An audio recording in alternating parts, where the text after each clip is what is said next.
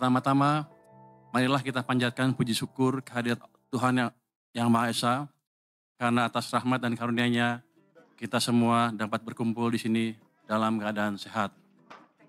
Hari ini adalah momen yang penuh makna bagi saya pribadi, sekaligus bagi kita semua, karena menandai dimulainya babak baru pengabdian saya di Kementerian Keuangan. Saya merasa sangat terhormat atas kepercayaan yang diberikan kepada saya oleh Bapak Presiden untuk menjabat sebagai Menteri Keuangan Republik Indonesia. Amanah ini tidak ringan, karena dunia dihadapkan dengan tantangan yang semakin kompleks, baik dari sisi geopolitik, teknologi, maupun perubahan iklim. Dari dalam negeri pun ada tantangan dari sisi program prioritas pemerintahan yang harus kita kawal agar berjalan dengan mulus.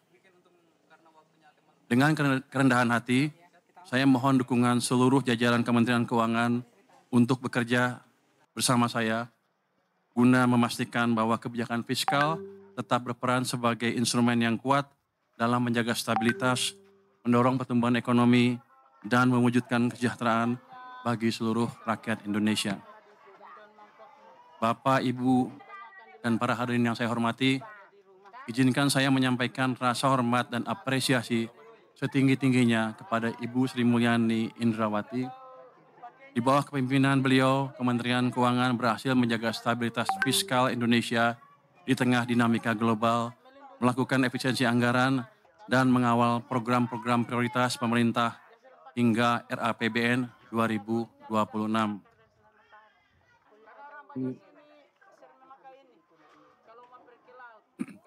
Selain itu, transformasi kelembagaan yang beliau jalankan, mulai dari restrukturisasi Direktorat Jenderal hingga pembentukan unit-unit baru, adalah fondasi penting yang akan memperkuat Kementerian Keuangan menghadapi tantangan masa depan. Integritas, profesionalisme, dan reputasi internasional yang beliau bawa telah menjadi teladan bagi kita semua, sekaligus menjaga kredibilitas Indonesia di mata dunia. Untuk itu, saya atas nama pribadi dan seluruh jajaran Kementerian Keuangan mengucapkan terima kasih sebesar-besarnya kepada Ibu Sri Mulyani.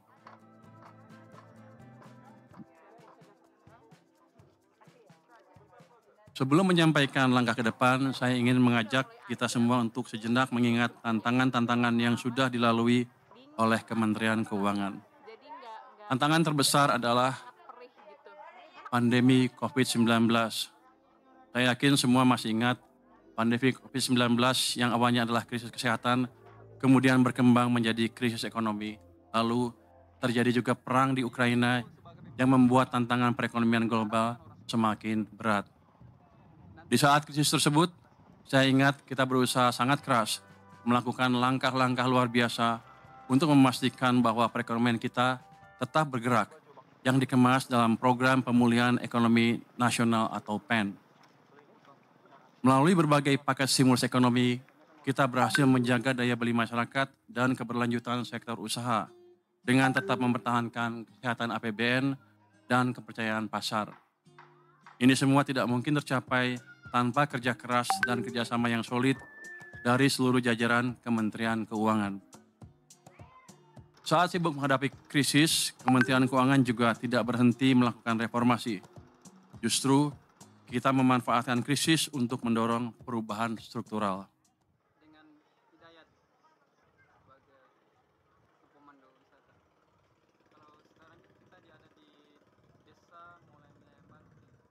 Beberapa revisi undang-undang krusial pun lahir, di antaranya Omnibus Law Undang-Undang tentang Harmonisasi Peraturan Perpajakan, Undang-Undang tentang Hubungan Keuangan antara Pemerintah Pusat dan Pemerintah Daerah, dan Undang-Undang tentang Pengembangan dan Penguatan Sektor Keuangan. Banyak mimpi yang sudah terwujud, tetapi masih banyak juga pekerjaan rumah yang harus kita selesaikan.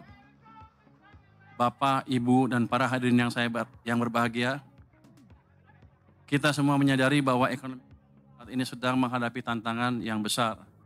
Perlambatan ekonomi di berbagai negara, ketegangan geopolitik, perubahan iklim, serta perkembangan teknologi yang cepat menimbulkan risiko sekaligus peluang bagi Indonesia. Geopolitik akan menjadi game changer. Indonesia tidak bisa lepas dari dampak perkembangan geopolitik dunia. Oleh karena itu, jajaran Kementerian Keuangan harus paham kondisi terkini, harus paham isu-isu strategis. Dalam menyusun kebijakan, kita tidak boleh naif. Jangan sampai fokus ke isu kecil yang justru menghambat kebijakan strategis. Biasakan untuk berdiskusi dan mendengar suara dari luar, bukan hanya dari internal Kemenkeu sendiri yang sudah pasti sepakat, agar tidak terjebak dalam echo chamber. Manfaatkan perkembangan teknologi yang ada untuk mendapatkan insight yang baru. Selain itu, tantangan perubahan iklim semakin nyata. Sebagai negara yang rentan terhadap bencana alam, Indonesia harus bersiap untuk menghadapi risiko perubahan iklim yang akan berdampak pada sektor-sektor kunci, seperti pertanian, perikanan, dan energi. Peran Kementerian Keuangan dalam merancang kebijakan fiskal yang mendukung pembangunan berkelanjutan sangat krusial. RAPBN 2026 dirancang untuk menjaga kesinambungan kebijakan fiskal yang disiplin sekaligus berpihak kepada rakyat. Fokus utamanya diarahkan pada penguatan ketahanan pangan, peningkatan kualitas pendidikan, perluasan layanan kesehatan, serta pelindungan sosial bagi kelompok rentan. Dengan RAPBN ini, pemerintah berupaya memastikan belanja negara lebih efektif, memberikan manfaat nyata bagi masyarakat, serta memperkuat daya tahan ekonomi nasional di tengah ketidakpastian global. Pada saat yang sama, prinsip kehati-hatian harus tetap dijaga agar APBN tetap sehat, kredibel, dan mampu menopang agenda pembangunan nasional. Bapak, Ibu, dan para hadirin yang saya banggakan, Kementerian Keuangan adalah institusi yang besar dengan puluhan ribu pegawai yang tersebar di seluruh penjuru negeri. Sebagai institusi yang mengelola keuangan negara, kita harus selalu menjaga integritas dalam tiap tindakan yang kita lakukan. Setiap rupiah yang kita kelola adalah uang rakyat dan kita memiliki tanggung jawab besar untuk memastikan bahwa uang tersebut digunakan dengan sebaik-baiknya untuk kepentingan rakyat. Dalam menghadapi masa depan yang penuh tantangan, integritas adalah hal yang tidak bisa ditawar. Kementerian Keuangan harus tetap menjadi institusi yang dipercaya oleh masyarakat. Oleh karena itu, kita harus menjaga agar setiap tindakan kita selalu berdasarkan prinsip-prinsip tata kelola yang baik, transparansi, dan akuntabilitas. Sebelum menutup pidato ini, saya mengajak seluruh jajaran Kementerian Keuangan untuk menjaga semangat pengabdian, bekerja dengan integritas, dan memperkuat rasa kebersamaan. Kita adalah penjaga keuangan negara, dan keberhasilan kita akan menentukan kepercayaan rakyat kepada negara.